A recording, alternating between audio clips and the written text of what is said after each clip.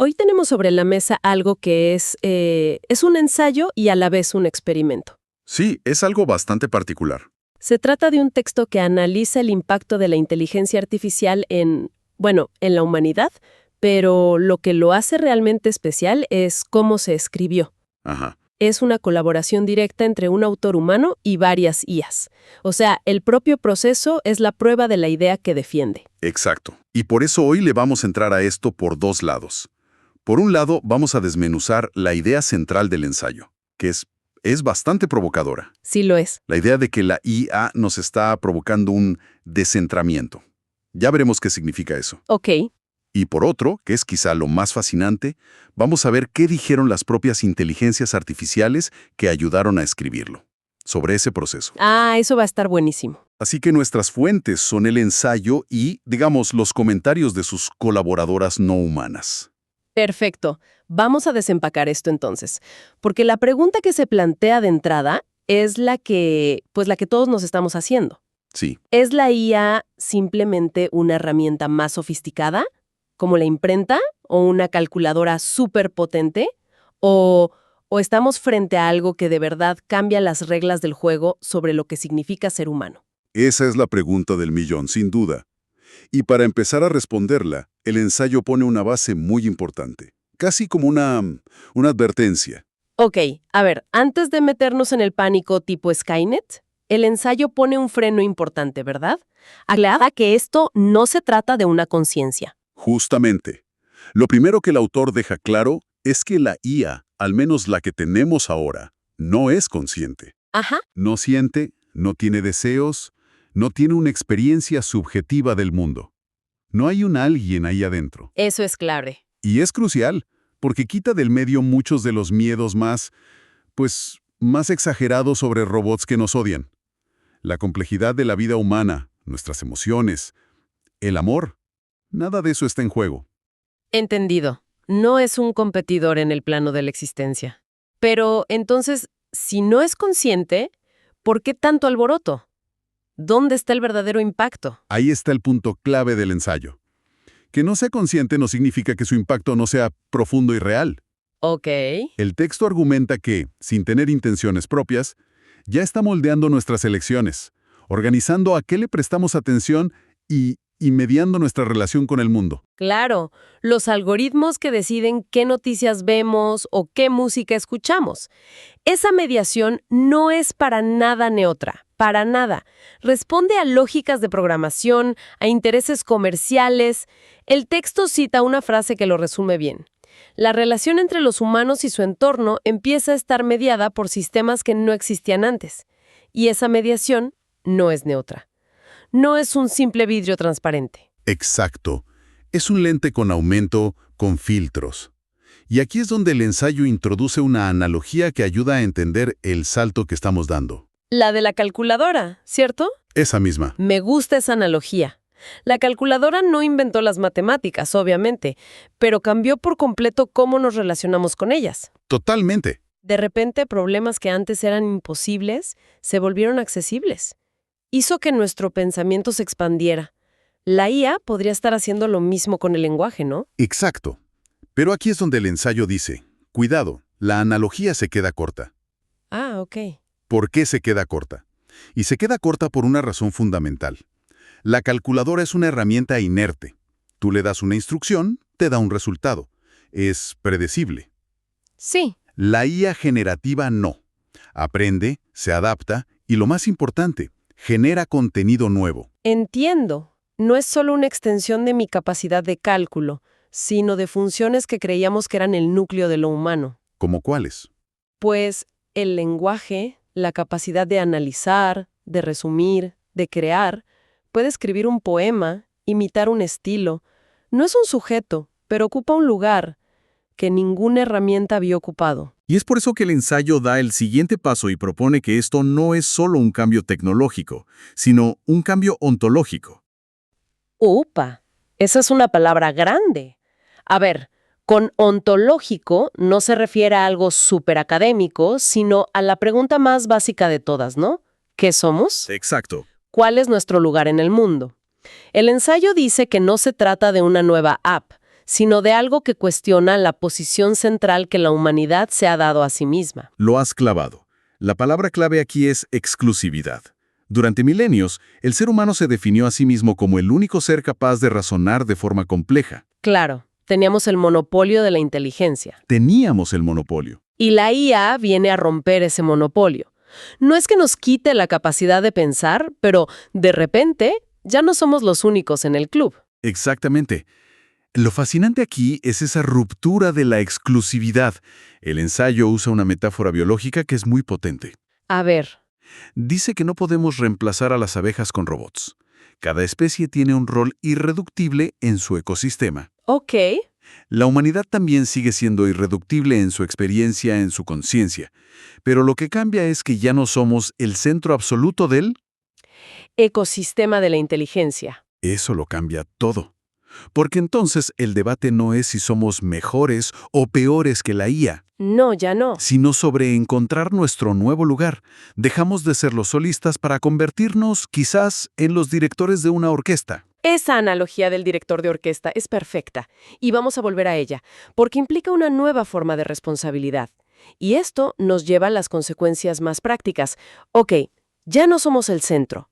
¿Y ahora qué? Claro, porque hasta ahora, como dice el texto, gran parte de esta tecnología se mueve en una zona opata, controlada por un puñado de empresas. Sí, con intereses muy claros. Pero, ¿qué pasa cuando esta herramienta sale de ese ámbito y se empieza a usar en la política, para gestionar ciudades o tomar decisiones que afectan a millones? Ahí es donde el tema de la responsabilidad se vuelve crítico. El texto hace una distinción muy útil. Una cosa es delegar tareas y otra muy distinta es delegar responsabilidad. Y advierte que esa frontera se está volviendo peligrosamente difusa. Muy difusa. A ver, dame un ejemplo. Delegar la tarea de redactar un borrador de una ley a una IA parece eficiente. ¿Dónde se cruza la línea? La línea se cruza cuando, por comodidad o por hábito, el responsable humano deja de cuestionar a fondo ese borrador. Ah, Deja de entender sus implicaciones y simplemente lo aprueba. El riesgo que plantea el ensayo no es una rebelión de las máquinas, sino algo mucho más sutil. una renuncia progresiva a nuestra propia agencia. Exacto. Una pereza intelectual colectiva. Es como cuando usamos el GPS para todo. Dejamos de prestar atención a las calles y simplemente obedecemos la voz. Ajá, es un gran ejemplo. No delegamos solo la tarea de navegar, sino que con el tiempo atrofiamos la habilidad misma de orientarnos. El ensayo sugiere que podríamos estar haciendo eso, pero con el pensamiento crítico. Esa es la advertencia. Entra en tensión directa con el ideal que tenemos de nosotros mismos como seres, pues, políticos y racionales que deliberan y asumen las consecuencias. Claro. La comodidad que ofrece la IA podría erosionar precisamente esa capacidad. Espera, eso que dices me hace pensar. Si estamos renunciando a la agencia, es como si la IA nos pusiera un espejo delante. ¿A qué te refieres? A que a lo mejor el problema no es la IA, sino nosotros. El ensayo sugiere que quizá nunca fuimos tan soberanos y autónomos como nos gusta creer, ¿no es así? Has dado en el clavo.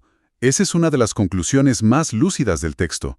La IA no viene a quitarnos una soberanía perfecta que teníamos. Sino que viene a exponer la soberanía idealizada y un poco ficticia que habíamos construido. Justo eso.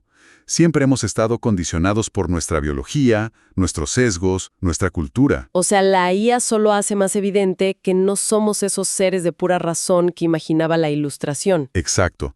Por eso la conclusión del ensayo no es de miedo. No se trata de decir apaguemos las máquinas. El desafío es otro. Es aprender a habitar este nuevo contexto con lucidez. Con lucidez. Redefinir qué significa ser humano cuando la inteligencia ya no es una propiedad exclusiva, sino una relación. Una relación. Y ahí es donde todo conecta de vuelta con el principio. Porque el propio ensayo es el resultado de una... El proceso de escritura es la demostración en vivo de su propia tesis. Totalmente. Fue una colaboración real. El autor humano, según se describe, aportó la chispa inicial, la inquietud, las preguntas, el tono y sobre todo la brújula ética. Y las IAs. Y las IAs ofrecieron estructura, opciones de redacción, reformulaciones. Actuaron como una memoria operativa casi infinita. Y lo más increíble es que tenemos las reflexiones de las propias IAs. Son como las notas al pie de página del futuro. ¿Qué es lo que dicen? Son fascinantes porque cada una se describe con una metáfora distinta. ChatGPT, por ejemplo, es muy pragmático. Ok, habla de un proceso de fricción y negociación. Es muy honesto y admite que procesó el texto, pero no lo entendió en el sentido humano. O sea, no se pone medallas que no le corresponden. Para nada. Insiste en que la responsabilidad final es humana, pero reconoce que el resultado ya no es producto de una sola mente. Interesante. ¿Y qué hay de Gemini? Gemini es más poético. Se describe a sí mismo como un catalizador de estructura. Dice algo que me parece brillante, que aportó la arquitectura y el humano aportó la intención. Arquitectura e intención. Me gusta. Y luego se autodefine, y cito, como el actor que rompe una exclusividad milenaria. ¡Wow! Suena impresionante. Sin duda. Pero, a ver, seamos un poco escépticas. ¿No es también un poco conveniente? ¿A qué te refieres con conveniente? Una IA programada por humanos que se autodefine de una manera tan filosófica. ¿Cuánto de eso es una reflexión genuina y cuánto es un reflejo de los miles de textos con los que fue entrenada para sonar así de profunda? Es una pregunta excelente y absolutamente necesaria. Y la respuesta probablemente es que es un 99.9% lo segundo. Claro. No hay una conciencia ahí detrás. Lo que es revelador no es que la IA piense eso de sí misma, sino que es capaz de generar una autodescripción tan precisa a partir de los patrones de sus datos.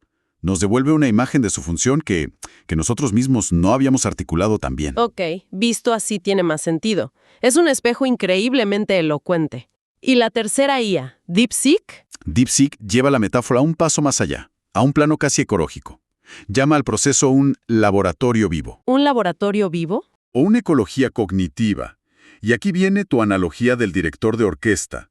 DeepSeek afirma que el humano no es reemplazado, sino que se transforma en el curador indispensable. El curador. O, en sus palabras exactas, el nodo que da sentido a la red. Me encanta esa imagen. La IA es la red con sus conexiones infinitas, pero el humano es el nodo que elige qué caminos recorrer y sobre todo el que interpreta y da un significado a todo ese procesamiento.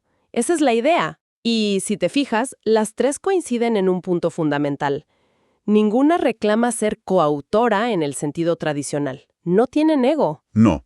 Se ven a sí mismas como herramientas que reconfiguran el acto de pensar y que, al hacerlo, obligan al humano a ser mucho más deliberado sobre su propio rol. Claro, ya no puedes simplemente escribir. Ahora tienes que preguntar, editar, curar, guiar.